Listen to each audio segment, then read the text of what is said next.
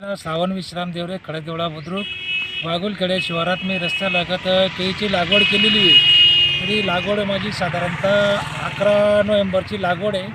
कमीत कमी आता 2.5 ते पावणे 3 महिन्याची बाग झालेली आहे. पण थंडीच्या आणि बदलत्या वातावरणानुसार केळीचं पीक थांबलेलं होतं, पर्णगुच्छसारखं झालेलं होतं. त्याचं तो थोडंसं वयाने ते वाढ कमी झाली वयामानानुसार त्याची. पण आता या ढगाळ वातावरणामुळे त्याची ग्रोथ. मग तुम्ही आता काय करताय इथे? आता आम्ही याला खुरपणी ते 3 कोळपण्या झाल्या, 2 वेळा मटेरियल देऊन झालं, तिसऱ्यांदा आता द्यायची तयारी चालू आहे आमची.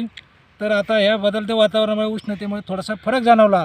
आता पण थंडीमध्ये ते थांबलेलं होतं पीक. किती खोड लावले केळीचे? केळीचे आम्ही 5,000 झाडं लावलेले आहेत. आणि तुम्ही जे खते वगैरे कसे देता याला?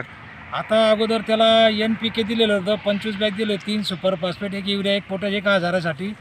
आता दिलेलं आहे दुसरं ते 2 DAP, 1 पोटॅश आणि 50 किलो मायक्रोन्यूटन दिलेलं आहे 5,000साठी.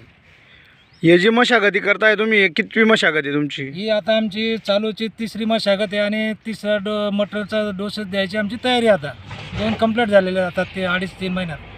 पीक परिस्थिती आता पीक परिस्थिती वातावरणामुळे आता जरा सुधारते. उन्हाळ्याचं जरा गरमाट होतं आहे त्याच्यामुळे ढगाळ वातावरण, कारण थंडीमध्ये ते थांबलेलं होतं, पर्णगुच्छसारखं झाडे झालेले होते. तर आता या बदलत्या वातावरणामुळे जरा वाटतं आहे जरा सुधरेल बा असं. शेतकरी सगळं अपेक्षा नाही करतो आहे बा.